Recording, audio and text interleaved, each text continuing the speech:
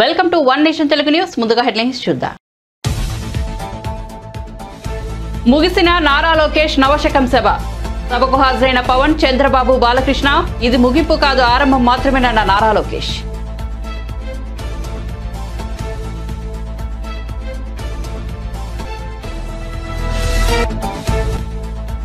జగన్ కు తెలిసింది కక్ష సాధింపు. విధ్వంసకర పాలనేనన్న చంద్రబాబు. మార్చాల్సింది ఎమ్మెల్యేలను కాదు, ముఖ్యమంత్రిని అన్న పవన్ కళ్యాణ్.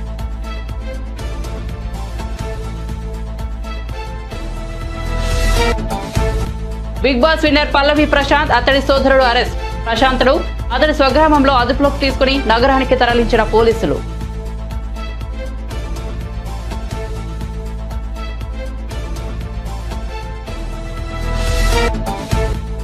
మహాలక్ష్మి మహిళలకు ఉచిత బస్సు ప్రయాణ సౌకర్యం నుంచి అనూహ్య స్పందన వస్తోందన్న ఆర్టీసీ ఎండీ సజ్జన.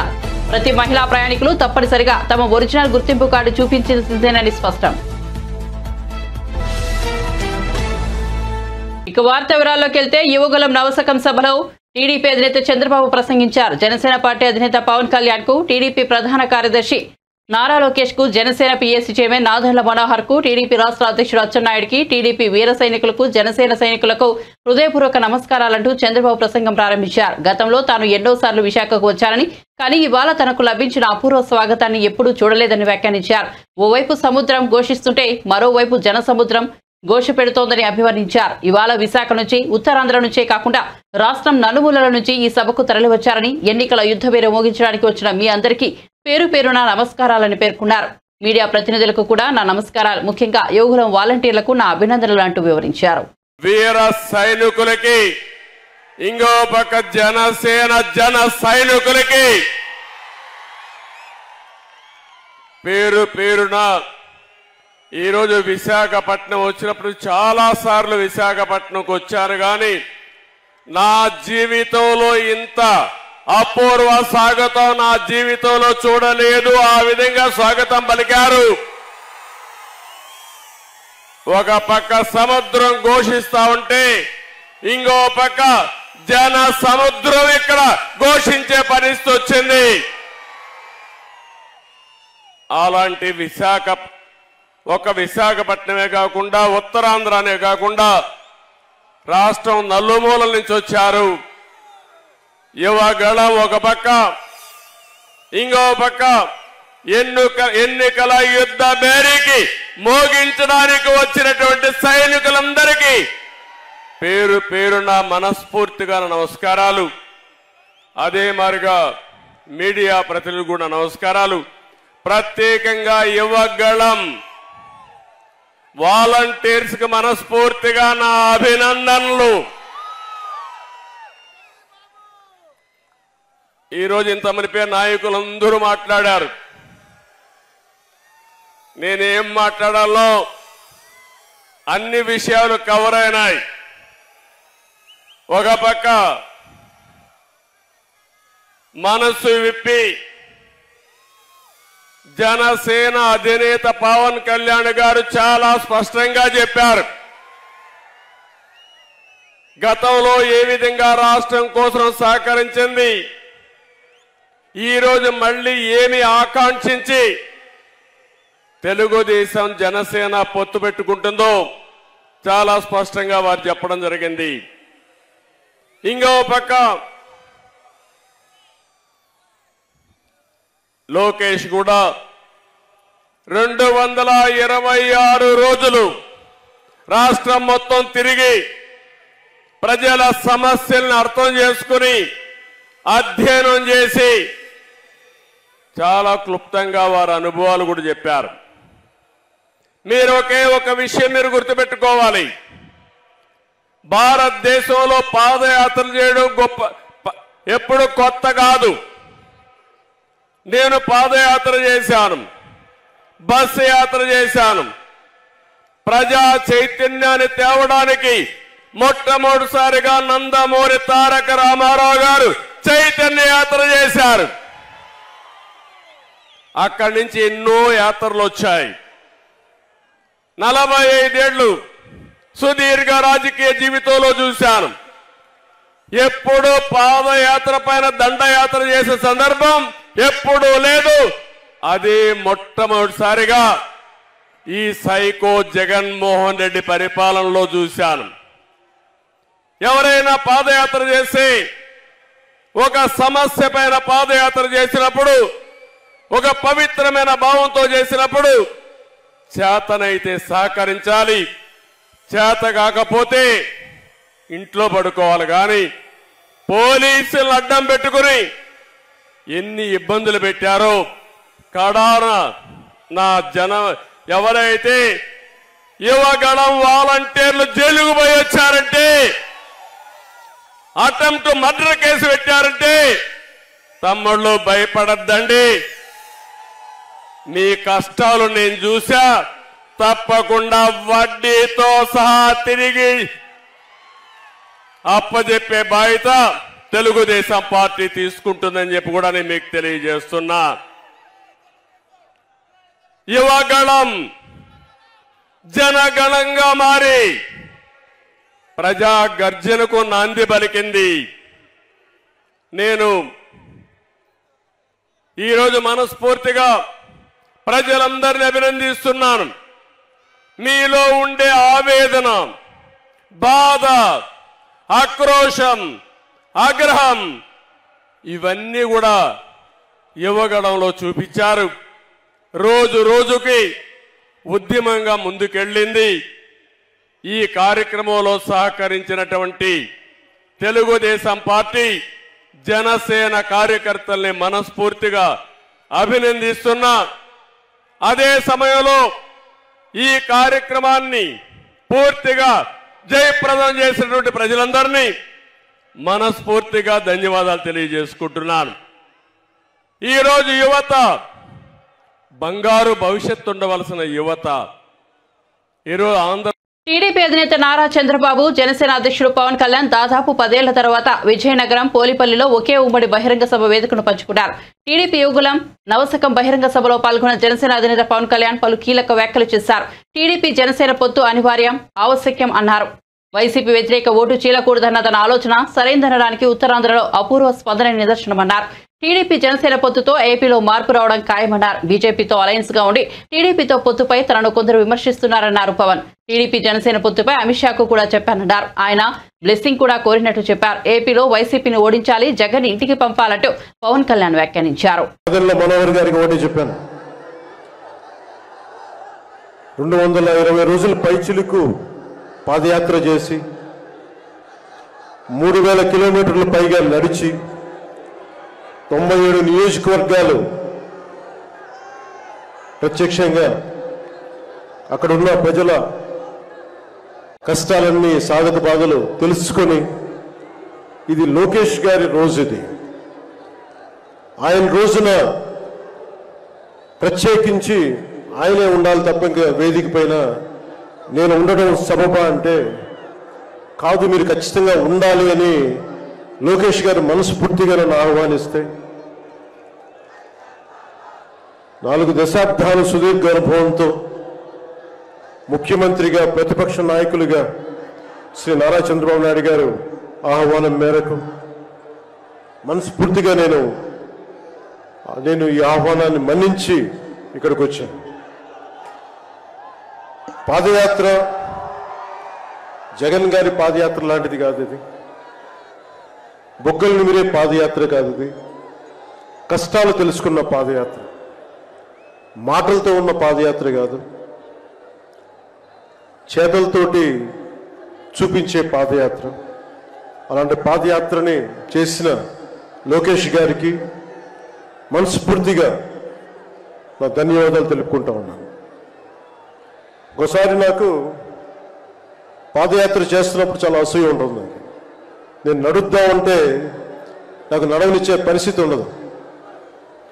పాదయాత్ర వల్ల చాలా అనుభవాలు ఎదురవుతాయి. చాలా మందితో సాధక బాధలు తెలుసుకోవచ్చు, కష్ట సుఖాలు పంచుకోవచ్చు.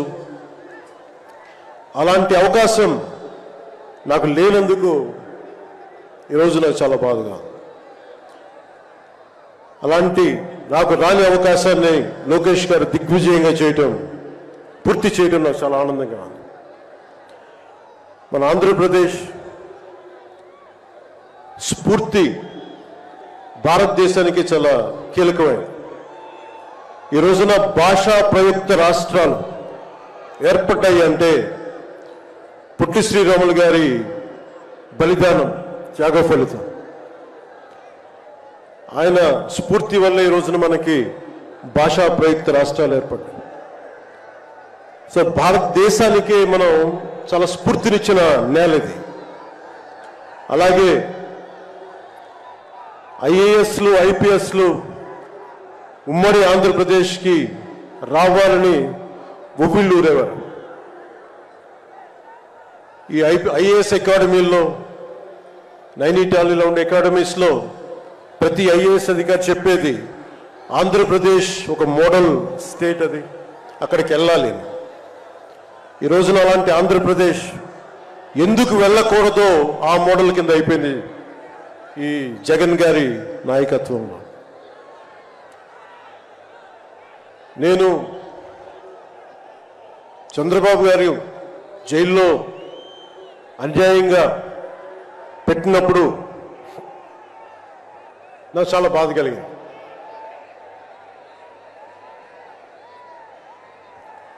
కష్టాలు చూసిన వాడిని, కష్టాలు దగ్గరగా పెద్దల నుంచి చిన్నప్పటి నుంచి చూసిన వాడిని, కష్టాలు అనుభవించిన వాడిని, ఓటమి వచ్చినప్పుడు ఒంటరితనం ఎలా ఉంటుందో తెలిసిన వాడిని, ముఖ్యంగా శ్రీ నారా చంద్రబాబు నాయుడు గారి కుటుంబ సభ్యులు వేదన. విజయనగరంలో నిర్వహించిన నవశకం బహిరంగ సభలో ఏపీ సీఎం జగన్మోహన్ రెడ్డిపై తెలుగుదేశం జాతీయ ప్రధాన కార్యదర్శి నారా లోకేష్ తీవ్ర స్థాయిలో విరుచుకుపడ్డారు. విశాఖపట్నాన్ని ఏపీ రాజధాని చేస్తారని చెప్పి క్రైమ్ క్యాపిటల్ చేశారని, దాన్ని ఒక కబ్జాల రాజధానిగా మార్చారని ధ్వజమెత్తారు.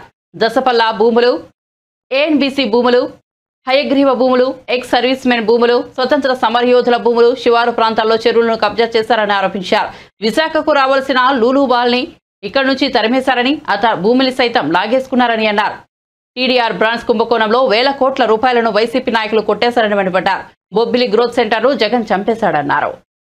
సంబంధం లేకుండా యూనిట్ కరెంట్ ₹50 ఇస్తామని హామీ ఇచ్చాం. ఇంకా ప్రజా రాజధాని అమరావతి కూడా పూర్తి చేసే బాధ్యత మేము తీసుకుంటాం.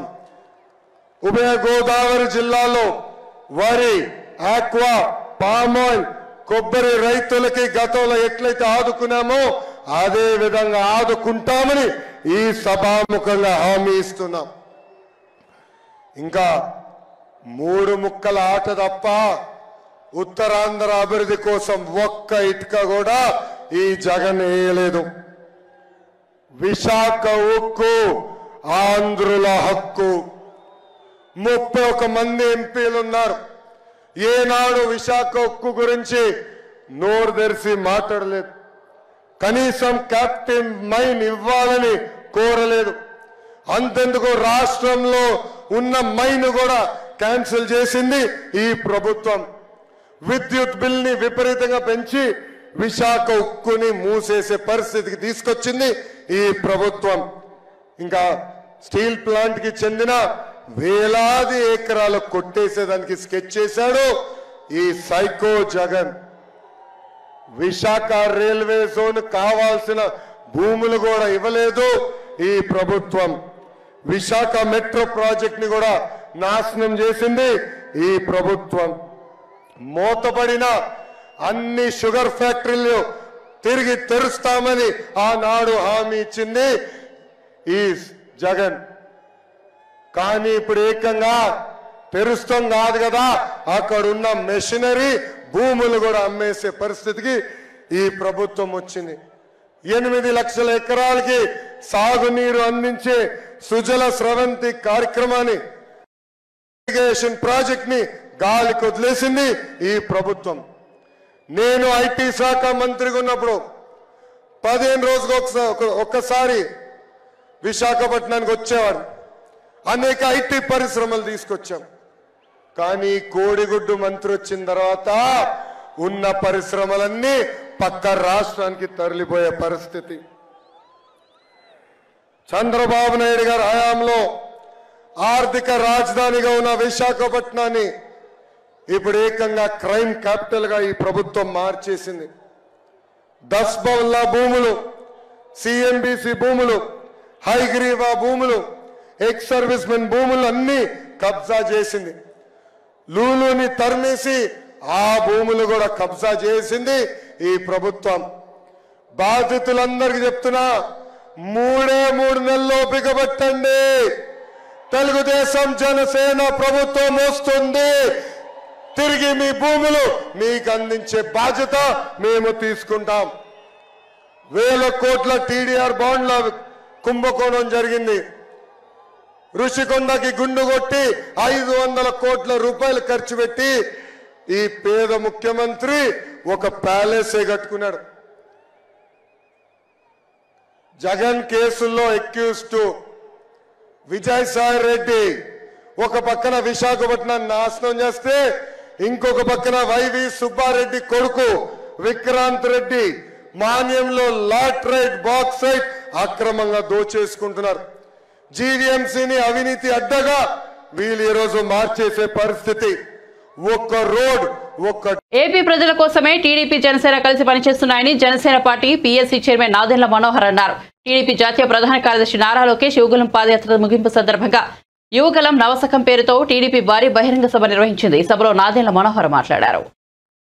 లోకేష్ గారిని ఆశీర్వదించడానికి ఒక అభినందన సభనే కాకుండా రాష్ట్ర భవిష్యత్తును దృష్టిలో పెట్టుకుని ఒక రాజకీయ ప్రస్థానం చేస్తున్న ఒక యువకుడికి మీరందరూ కూడా తోడుగా నిలబడి ఈ కార్యక్రమాన్ని విజయవంతం చేసినందుకు ఇక్కడికి విచ్చేసిన ప్రజలందరికీ మనస్ఫూర్తిగా ముందుగా ధన్యవాదాలు తెలుపుకుంటున్నాను. జనసేన పార్టీ, తెలుగుదేశం పార్టీ కలిస్తే రాబోయే ఎన్నికల్లో ఖచ్చితంగా ఒక అద్భుతమైన పరిపాలన, ఒక మంచి ప్రభుత్వం వస్తుందనే భావనతోటి అనేక మంది ప్రతి సందర్భాల్లో కూడా ఎదురు చూస్తూనే ఉన్నారు. అనేక అవమానాలకు గురయ్యాం, అనుమానాలకు గురయ్యాం, రకరకాలుగా వేధింపులు, కేసులు ఎక్కడ చూసినా కూడా పార్టీ నాయకత్వం ఎదగకూడదని అన్ని స్థానాల్లో కూడా ఇబ్బంది పెట్టడానికి ఒక ప్రయత్నం చేస్తూనే వచ్చారు. చంద్రబాబు నాయుడు గారి సుదీర్ఘ రాజకీయ ప్రస్థానం, ఆయనకున్న అనుభవంతో తెలుగుదేశం పార్టీని ఆయన ఎంతో సమర్థవంతంగా నడుపుకుంటూ ముందుకు వచ్చారు. అదేవిధంగా పవన్ కళ్యాణ్ గారి నిజాయితీ, రాజకీయాల్లో ఆయన చేస్తున్న ప్రస్థానం మన రాష్ట్రం కోసం, మన రాష్ట్ర భవిష్యత్తు కోసం, ఆ కోణంతో చూస్తే మనందరికీ ఒక మంచి ప్రభుత్వం రావాలి, రాష్ట్ర భవిష్యత్తు మారాలనే ఒక బలమైన వర్తమాన రాజకీయాల్లో ఎవరు ఊహించని విధంగా పవన్ కళ్యాణ్ గారు అడుగులు వేసుకుంటూ ముందుకు వచ్చారు. సెప్టెంబర్ 13వ తారీఖున రాజమండ్రిలో ఆ రోజు చంద్రబాబు నాయుడు గారిని కలిసినాక పవన్ కళ్యాణ్ గారు తీసుకున్న నిర్ణయం ఆ రోజు రాష్ట్రంలో సంచలనంగా మారింది. ఈరోజు మనందరం నేర్చుకోవాల్సింది, చూసి మనందరం అర్థం చేసుకోవాల్సింది, ఏ విధంగా కష్టపడి ఒక కార్యకర్తగా లోకేష్ గారు తెలుగుదేశం పార్టీ తరఫున నిలబడ్డాను వచ్చినప్పుడు పవన్ కళ్యాణ్ గారి అభిప్రాయం ఏముండిందంటే లోకేష్ గారి నాయకత్వం పెంచాలి, ఆయన వరకే ఈ సభని, ఆయనే ముఖ్యమైన అతిథిగా ఉంటే ఈ సభకి గౌరవం దక్కుతుంది, ఆ సభకి కేవలం మనం వెళ్ళడం వలన పూర్తిగా మనం సంబంధించినట్టు కాదనే భావన వ్యక్తపరిచినప్పుడు నేను లోకేష్ గారికి తెలిపితే ఆయనలో ఉన్న స్పందించే మనస్తత్వం చూసి పవన్ కళ్యాణ్ గారు కూడా నిజంగానే చాలా ఇంప్రెస్ అయ్యారు.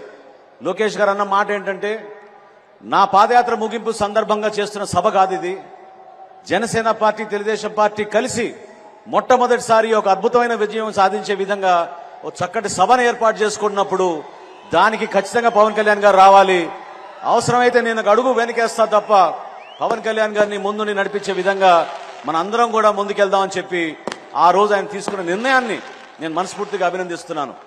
రాబోయే రోజుల్లో కూడా ఈ అవినీతి ప్రభుత్వం ఏ విధంగా యువతకు నిరాశ కలిగించిందో, ఏ విధంగా యువతకును అంధకారాలు నెట్టిందో మీ అందరూ తెలుసు. ప్రభుత్వాలు వచ్చినప్పుడు పార్టీలు కేవలం ఇక్కడున్న వనరులు దోచుకుంటున్నారు, లేదా ప్రత్యేకంగా ఇక్కడ ఏర్పాటు చేయాల్సిన ఉపాధి అవకాశాల గురించి మర్చిపోయి ఈ ప్రభుత్వం ప్రత్యేకంగా అసలు ఏమాత్రం కూడా శ్రద్ధ వహించలేదు. విశాఖపట్నంలో ఐటీ ఎస్సెట్స్ గురించి, అదేవిధంగా అక్కడ ఐటీ ఇండస్ట్రీ తీసుకురావాలని గత ప్రభుత్వంలో చంద్రబాబు నాయుడు గారు, లోకేష్ గారు ఆ రోజున ఏ విధంగా కష్టపడి పనిచేశారో ఈ రోజు విశాఖపట్నం ఏమైపోయిందో మీరందరూ చూస్తూనే ఉన్నారు. స్కిల్ డెవలప్మెంట్ విషయం వైఎస్ఆర్సీపీ అక్రమాలకు ప్రజలు గుణపాఠం చెప్పాలని టీడీపీ పోలిట్ బ్యూరో సభ్యుడు నందమూరి బాలకృష్ణ పిలుపునిచ్చారు. టీడీపీ జాతీయ ప్రధాన కార్యదర్శి నారా లోకేష్ యువగలం పాదయాత్ర ముగింపు సందర్భంగా యువగలం నవశకం పేరుతో టీడీపీ భారీ బహిరంగ సభ నిర్వహించింది. ఈ సందర్భంగా బాలకృష్ణ మాట్లాడారు. మీ భవిష్యత్తు మీ చేతుల్లో ఉంది. మీ బిడ్డల భవిష్యత్తు మీ ఓట్లలో ఉంది. మీ యొక్క రాష్ట్రం భవిష్యత్తు మీ ఓటుల్లో ఉంది. అందరూ ఉద్యమించాలి. కులాలు మతాలు ఇవి కాదు. రక్తానికి జాతి లేదు, మాంసానికి మతం లేదు, చర్మానికి కులం లేదు. ఇవి కాదు మనకి కూడిపెట్టేవి. ఇవాళ అందరూ మన ఆంధ్ర రాష్ట్రం వైపు చూసి అవహేళనలు చేస్తున్నారు, నవ్వుతున్నారు. కొంతమంది అయితే అతను చాలా మటుకు అసలు ఆంధ్ర రాష్ట్రం గురించి పల్లెత్తు మాట అంటలేదు. రేపు ఇదే కొనసాగితే నేను హెచ్చరిస్తున్నాను, ప్రపంచ పటంలో కూడా మన ఆంధ్ర రాష్ట్రం ఉండదు అని సభాముఖంగా మీకు తెలియజేసుకుంటున్నాను. ఆనాడు ఎంతోమంది పొట్టి శ్రీరాములు గారు అయితే నీతి అమరజీవి అందరూ కూడా ఒక తెలుగు వారికి ఒక ప్రత్యేక రాష్ట్రం కోసం పోరాడారు. అలాగే ఆంగ్లేయులు గుండె ఎదురొట్టారు. స్వాతంత్ర పోరాటంలో పాల్గొన్నారు. తారక రామారావు గారు ఏదైతే చిన్నపు చూస్తున్నారో మన తెలుగు జాతిని ఆత్మ గౌరవం కోసం ఆయన తెలుగుదేశం పార్టీని స్థాపించారు. తెలుగు వాళ్ళకు ఒక గుర్తింపు తీసుకొచ్చారు. అలాగే మన చంద్రబాబు నాయుడు గారు తెలుగు వాళ్ళలో ఒక ఆత్మవిశ్వాసాన్ని పెంచారు. వాళ్ళ తెలివితేటల్ని ప్రపంచవ్యాప్తంగా ఆయన తెలియజేశారు. మరి ఇప్పుడు పరిస్థితి వాళ్ళ చాలా దారుణంగా ఉంది. ఇక ఇక సమయం లేదు మిత్రమా. నిజమా వీరస్వర్గమా అని తేల్చుకునే పరిస్థితి ఇప్పుడుంది. అందరూ కూడా ఇదంతా గమనించండి. గమనించట్లేదని కాదు, గమనిస్తున్నారు. కానీ ఈ యొక్క ఉచిత పథకాల మాయలో పడవద్దు మీరు. ఎందుకంటే ఆనాడు చంద్రబాబు నాయుడు అంత అభివృద్ధి చేశారు. ఈరోజు నేను చెప్పినట్టు రాష్ట్రంలో జరుగుతుంది ఏమీ లేదు. సర్వనాశనం, కష్టం, నష్టం. అది విద్యలో కానివ్వండి, వైద్యంలో కానివ్వండి, లేకపోతే గుడిలో కానివ్వండి, బడిలో కానివ్వండి, అన్ని విధాలుగా అన్ని రకాలుగా ఈ రాష్ట్రాన్ని సర్వనాశనం చేస్తున్నాడు ఈ సైకో. వాళ్ళలో కూడా ఉంది, వాళ్ళ పార్టీలో కూడా. ఇవాళ ఎంతోమంది ఎమ్మెల్యేలు వాళ్ళు కొంతమంది లిస్ట్ ప్రకటించడం జరిగింది. మళ్ళీ ఎవరెవరో వర్గాలు వాళ్ళ సీట్లు మాత్రం మార్చలేదు. మీరు నమ్ముకున్నారు కొన్ని వర్గాల పార్టీని, వాళ్ళని మాత్రం మార్చారు. సో సామాజిక న్యాయం ఎక్కడ జరుగుతుంది అని నేను ప్రశ్నిస్తున్నాను. మీరు ఆత్మపరిశీలన చేసుకోండి, ఏం జరుగుతుంది ఇక్కడ అన్నది. ఉద్యమిద్దాం అందరూ. ఆనాడు నేను చదువుకున్నప్పుడు నా పాఠ్యాంశంలో తన వాహన కాన్వాయ్ కారణంగా సామాన్య జనాలు ట్రాఫిక్ ఇబ్బందులు ఎదుర్కోకూడదని, దీనిని అధిగమించేందుకు పరిష్కారాలు చూపాలంటూ వారం రోజుల క్రితం పోలీస్ శాఖ అధికారులను కోరిన సీఎం రేవంత్ రెడ్డి తన ఆలోచనలను ఆచరణలోకి తీసుకున్నారు. సాధారణ వాహనాల మాదిరిగా ట్రాఫిక్ నిబంధనలను పాటిస్తూ ఆయన కాన్వాయ్ హైదరాబాద్ లో బుధవారం ప్రయాణించింది. ఇందుకు సంబంధించిన వీడియో సోషల్ మీడియాలో వైరల్ గా మారింది. సాధారణ పౌరుల మాదిరిగానే రెగ్యులర్ ట్రాఫిక్ లో CM Revanth Reddy VIP convoy ప్రయాణించడం, ట్రాఫిక్ సిగ్నల్ ను పాటిస్తూ కదిలి వెళ్లడం వీడియోలో కనిపించింది. సైరన్ లేకుండా ఎక్కడ ట్రాఫిక్ ఆపకుండా వెళ్లింది. నూతన సీఎం రేవంత్ రెడ్డి ప్రవేశపెట్టిన ఈ విధానం స్వాగతించగలిగినదని హైదరాబాద్ వాసులు కామెంట్ చేస్తున్నారు. వీఐపీ కల్చర్ లేదని ప్రశంసిస్తున్నారు.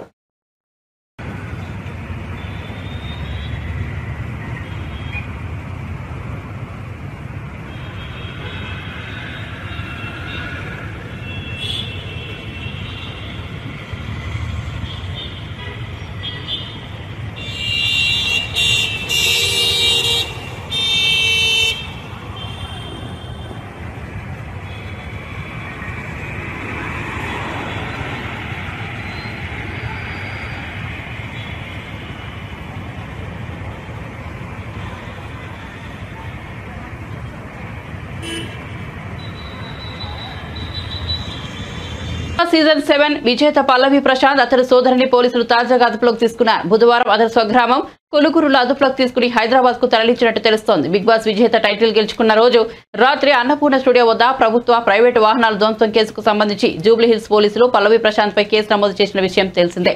బిగ్ బాస్ ఫైనల్ సమయంలో ఆదివారం రాత్రి విజేత పల్లవి ప్రశాంత్ కు స్వాగతం పలికేందుకు అతడి అభిమానులు పెద్ద ఎత్తున అన్నపూర్ణ స్టూడియోకు తరలివచ్చారు. అదే సమయంలో మరో కంటెస్టెంట్ అమర్దీప్ అభిమానులు అక్కడికి చేరుకున్నారు. ప్రశాంత్ కు అభిమానులు స్వాగతం పలుకుతున్న సమయంలో అమర్దీప్ కూడా బయటకు రావడంతో ఇద్దరు అభిమానుల వద్ద వాగ్వాదం జరిగింది. ఈ క్రమంలో కొందరు అమర్దీప్ మరో కంటెస్టెంట్ అశ్విని కార్లపై రాళ్లు విసిరారు. కొందరు ఆర్టీసీ బస్సుల అద్దాలు, బందోబస్తుకు వచ్చిన పోలీస్ బెటాలియన్ బస్సు అద్దాలపైన పాల్గొంటారు. కేసు నమోదు చేసుకున్న పోలీసులు విచారణ చేపట్టగా దాడులకు పల్లవి ప్రశాంత్ కారణమని తేలింది. ఈ కేసులో A1 గా పల్లవి ప్రశాంత్, A2 గా అతని సోదరుడు మనోహర్, A3 గా ప్రశాంత్ స్నేహితుడిని చేర్చారు. ఈ కేసుకు సంబంధించి ఇదివరకే కొందరిని అరెస్ట్ చేసిన పోలీసులు తాజాగా ప్రశాంత్ అతని సోదరుడిని కూడా అదుపులోకి తీసుకున్నారు.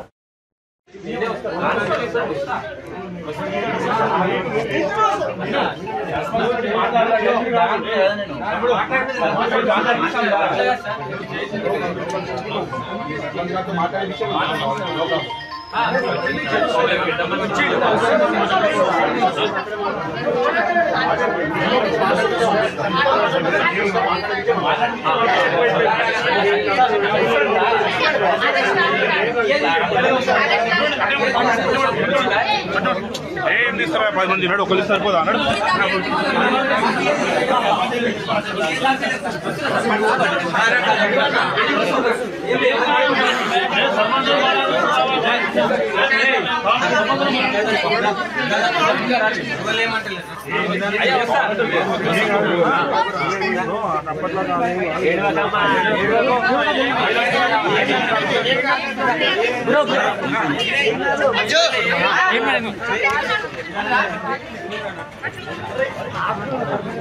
అదే బస్సు పోతుంది కాలేదు కర్నూలు. ఏం టెన్షన్ ఏం కాదు.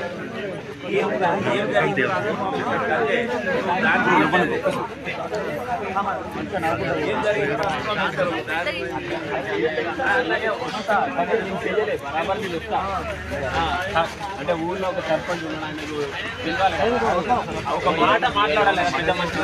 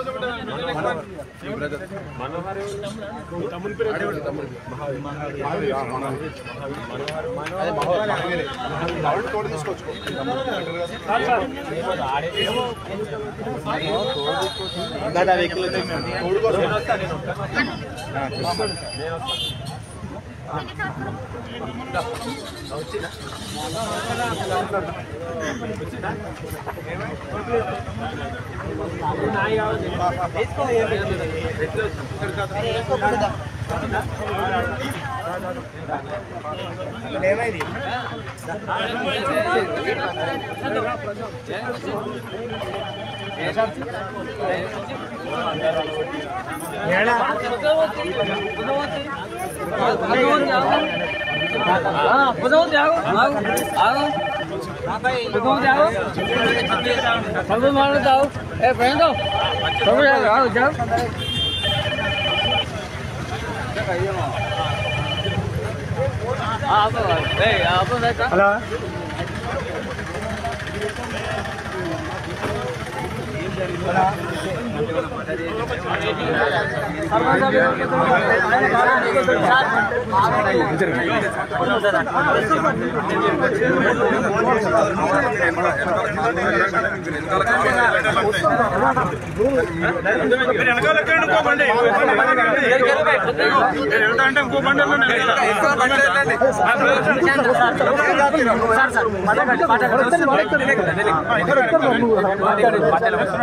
తమ్ముడేడి మీ తమ్ముడు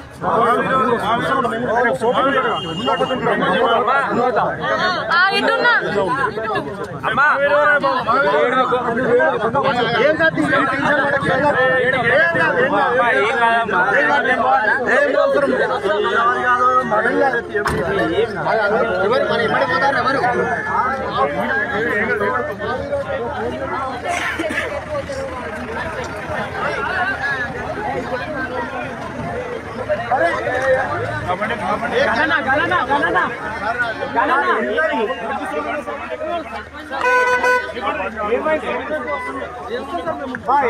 బులెటిన్ ముగించే ముందు హెడ్లైన్స్ మరోసారి చూద్దాం. ముగిసిన నారా లోకేష్ నవశకం సభ. సభకు హాజరైన పవన్, చంద్రబాబు, బాలకృష్ణ ఇది ముగింపు కాదు ఆరంభం మాత్రమేనన్న Nara Lokesh.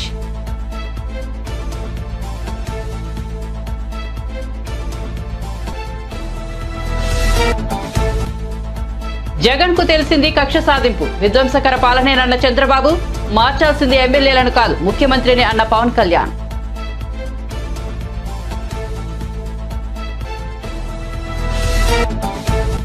Big Boss winner Pallavi Prashanth, అతడి సోదరుడు అరెస్ట్. ప్రశాంత్ను అతడి స్వగ్రామంలో అదుపులోకి తీసుకుని నగరానికి తరలించిన పోలీసులు.